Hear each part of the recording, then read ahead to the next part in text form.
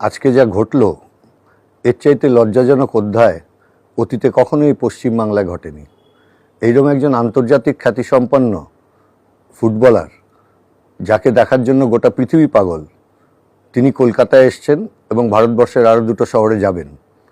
এর চাইতে তো এদের কাছে স্পষ্ট না। যেমন মারাদোনাকে আনা হয়েছিল, তার মূল উদ্দেশ্য ছিল, ওকে আমি নিজেই বলেছিলাম যে তখন 100 কোটি আমাদের জনসংখ্যা, যে 100 কোটি মানুষকে আন্তর্জাতিক ফুটবলের বাইরে রেখে কখনো আন্তর্জাতিক ফুটবল এগোতে পারে? তো এইটা ওকে খুবই প্রভাবিত করেছিল। তো উনি এখানে এসেছিলেন, কত জায়গায় গেছেন, যৌভারতীতে প্রোগ্রাম হয়েছে, মোহনবাগান মাঠে হয়েছে, মহেশতলাতে হয়েছে, মাদার টেরেসার বাড়িতে গেছিলেন, জ্যোতি বসুর বাড়িতে গেছিলেন, কোনো অসুবিধা হয়নি তো। এই যে আর্জেন্টিনা বনাম ভেনেজুয়েলা ম্যাচ হয়েছিল, তো তখন তো আর্জেন্টিনা টিম মানেই হচ্ছে সুপারস্টারে ভর্তি, তারা সবাই এসছিলেন এবং এয়ারপোর্টের সাধারণ গেট দিয়ে তারা বেরিয়েছেন, সব সাধারণ মানুষ দেখেছেন। আর এটা কি হলো? এইরকম দায়িত্বজ্ঞানহীন যদি মন্ত্রীরা হন, যে তারা নিজেদের সেলফি তুলতে ব্যস্ত আর কয়েকজনকে তাদের সাঙ্গপাঙ্গদের নিয়ে, তাহলে তো এই পরিস্থিতি হবেই। কলকাতাও তো প্রতি 3-4 দশকে একজন করে আসে ওর মাপের খেলোয়াড়। কলকাতায় যদি উনি খেলে গেছেন, তো 90 মিনিটের ম্যাচ হয়েছে, তো কোনো অসুবিধা হয়নি। তো আগের দিন প্র্যাকটিস করেছেন, তাতেও তো কোনো অসুবিধা হয়নি। তো এখন কেন হলো? এর আগেও যে মারাদোনা এখানে এসেছিলেন, পরে ওর ম্যানেজারের সঙ্গে আমার কথা হয়েছিল, খুবই অসন্তুষ্ট।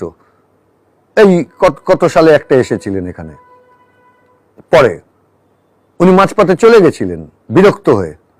তো এটা জানেই না এদের কাছে হচ্ছে কোনো ক্রীড়াবিদই হন আর কোনো জগৎ বিখ্যাত মানুষ হোক, তাই নিয়ে ব্যবসা করবে। আরে ব্যবসা করার কাজ জায়গা এগুলো, ব্যবসা করার জন্য তো অনেক কিছু আছে, করছেন তো আপনারা ব্যবসা, তো সেসব ব্যবসা নিয়ে থাকুন। আজকে যদি লিওনেল মেসি একটা তার বিরক্তি প্রকাশ করে একটা প্রেস স্টেটমেন্ট করেন বা একটা এক্স হ্যান্ডেলে পোস্ট করেন, আপনি ভাবতে পারছেন গোটা বিশ্ব জুড়ে ছড়িয়ে পড়বে বাংলার এই লজ্জার কথা?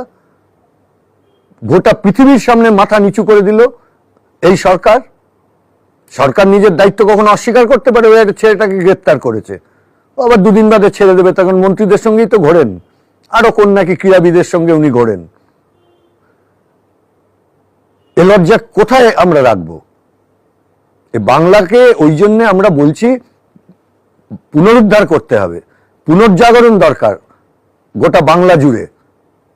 যদি বাংলার মানুষের মান ইজ্জত এইসব রাখতে হয়, ক্রীড়া প্রেম হোক, চলচ্চিত্র প্রেম হোক, এই কলকাতা, এই বাংলা চিরদিন এদের পাশে এসে দাঁড়িয়েছে এবং এই প্রশ্নে গোটা ভারতবর্ষে পথ দেখিয়েছে তারা।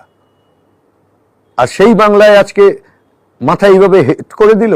এর চাইতে লজ্জার আর কিছু হতে পারে না। একটাই শব্দ শুধু এদের জন্য আছে, ছি।